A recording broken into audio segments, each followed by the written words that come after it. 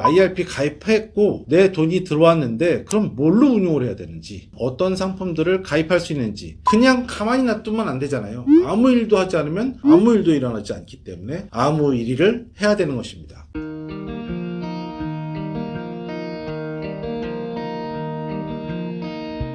안녕하세요. 대한민국 모든 국민이 연금으로 행복한 그날까지 여러분들의 연금 주치 연금닥터 김용택입니다. 자, 은퇴 전 필수 체크리스트 50대에 시작하는 은퇴 준비 이렇게만 해보세요. 세 번째 시간입니다. 자, 첫 번째 영상에서는 IRP란 무엇이고 IRP에서 세액공제 받으면 연간 얼마까지 받으실 수 있는지 이런 내용 얘기 드렸고요. 두 번째는 IRP 계좌내에서 퇴직금을 받을 때 또는 내가 불입한 세액공제 받은 내 돈들, 세액공제 받지 않은 내 돈들 연금으로 받을 때 세금이 어떻게 부과가 되고 어떤 순서로 인출되는지 이런 내용들 좀 알려드렸습니다. 오늘은 세 번째 시간인데요. IRP 가입했고 내 돈이 들어왔는데 그럼 뭘로 운용을 해야 되는지, 어떤 상품들을 가입할 수 있는지, 그냥 가만히 놔두면 안 되잖아요. 아무 일도 하지 않으면 아무 일도 일어나지 않기 때문에 아무 일을 해야 되는 것입니다. 그게 상품 가입인 거죠. 어떤 상품을 가입할 수 있을까요? 그 내용들을 한번 보시면요.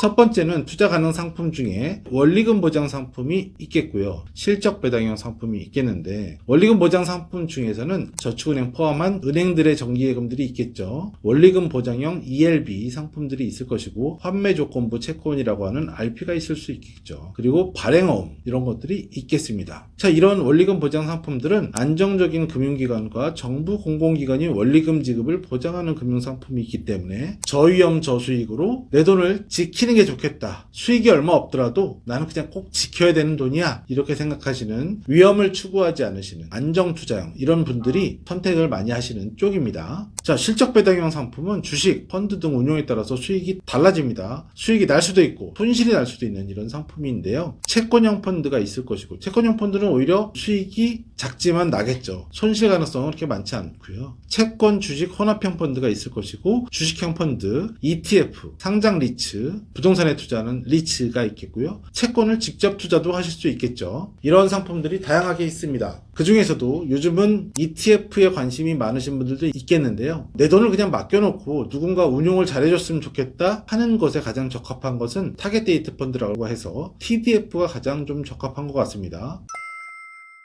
이 IRP 계좌 내에서 운용하실 수 있는 이 자산들은 원리금 보장 상품과 실적 배당형 상품 중에서 주식이 50% 이상 들어간 펀드는 70%까지만 운용하실 수 있도록 되어 있습니다. 그럼 나머지 30%는 안전한 자산에 넣으셔야 되거든요. 필수적으로 30%는 안전자산에 들어가야 된다는 거죠. 나머지는 고수익을 추구하는 주식형 펀드에다가 넣을 수 있는 반면에 최대한도는 70%까지인데, 좀 전에 말씀드렸던 TDF 같은 경우는 TDF 자체만으로도 그 안에서 채권과 주식을 알아서 리밸런싱하는 그런 형태의 펀드이기 때문에 TDF라면 100%를 다 투자하셔도 됩니다. 그래서 TDF는 IRP 내에서 전액을 다 넣으셔도 70대 30 규제를 받지 않는다. IRP 내에서 구매하실 수 있는 것들 중에 ETF가 있습니다. 펀드긴 펀드인데 주식처럼 거래를 하실 수 있는 것이 상장지수 펀드 ETF라고 하는 것인데, 많이들 관심이 있으시죠. 요즘에 한국 증권 거래 시장에 상장된 ETF들을 주로 많이 사실 수 있을 텐데요. 해외에 투자하는 ETF들도 있을 것이고, 국내 주식에 투자하는 ETF들도 있을 것이고, 또는 국내 채권, 해외 채권 이런 곳에 투자하는 다양한 ETF들이 있고, 심지어 월배당 아니면 분기배당 해주는 이런 배당주 ETF들도 있기 때문에 요즘 관심이 많은 것 같습니다. 이런 내용들 혹시 궁금하시다면 자세한 내용은 상담을 통해서 좀 말씀을 드리도록 하고요. 상담 원하신다면 1600-0456으로 전화 주셔서 나 ETF에 대해서 관심이 있다, 또는 펀드에 대해서 관심이 있다, IRP에 대해서 좀 더 자세히 알고 싶다, 이런 것들 문의 주실 수 있습니다. 1600-0456 전화번호로 언제든지 전화 주시기 바라겠습니다. 자, 그리고 아까 말씀드렸던 TDF에 대해서 조금 더 요약을 해드린다면,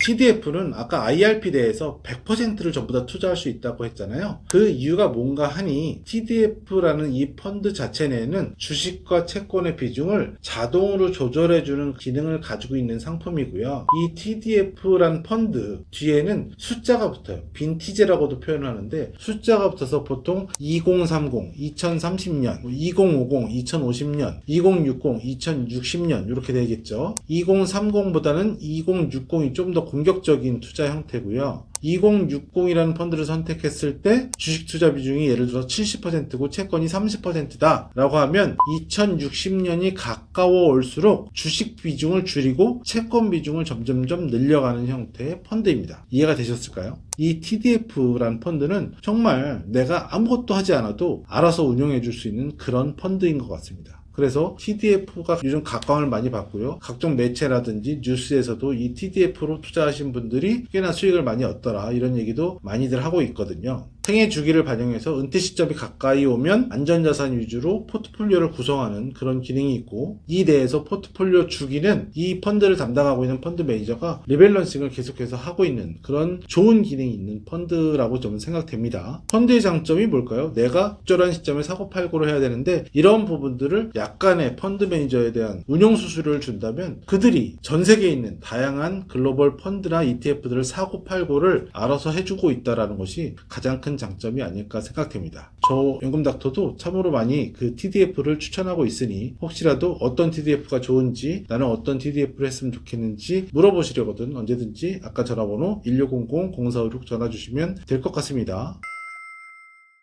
그리고 그 외에도 IRP를 투자하시면서 디폴트 옵션 제도, 사전 지정 운용 제도, 미리 어떤 형식으로 투자를 할 것인지를 지정하는 형태도 있고요. 퇴직연금 운용기간, 그러니까 뭐 증권사로 옮기겠다고 하든지 은행으로 옮겨가겠다 또는 은행에서 증권사로 옮겨오겠다 할 때 가입했던 그 상품 그대로 이전할 수 있는 현물 이전 제도도 있고요. DC로 운용할 때는 어떻게 운용해야 되는지, 그리고 또 뭐 IRP로 운용할 때는 어떻게 운용해야 되는지, ISL을 넘겨받으려면 어떻게 해야 되는지 궁금하신 것들이 많이 있으실 것 같습니다. 이 영상에서 다 담지는 못하겠지만 제가 은퇴 전 필수 체크리스트 50대에 시작하는 은퇴 설계 이렇게만 하세요 지금 한 3편에 걸쳐서 영상을 찍었는데요. IRP 그러니까 퇴직금에 관련된 이야기들 위주로 좀 찍어봤고요. 내용은 다 담을 수는 없지만 이런 내용들이 평소에 궁금했던 내용인데 하신다면 영상 찬찬히 한번 1편, 2편, 3편 다 해서 자세히 한번 훑어보시고요. 거기에서 또 궁금한 점이 있으시다면 언제든지 1600-0456으로 연락 주시기 바라겠습니다. 항상 열려 있고요. 여러분들이 연금으로 좀 행복했으면 좋겠습니다. 대한민국 모든 국민이 연금으로 행복하는 그날까지 여러분들의 연금주치 연금닥터 김용택이었습니다. 본 광고는 생명보험 광고심의 기준을 준수하였으며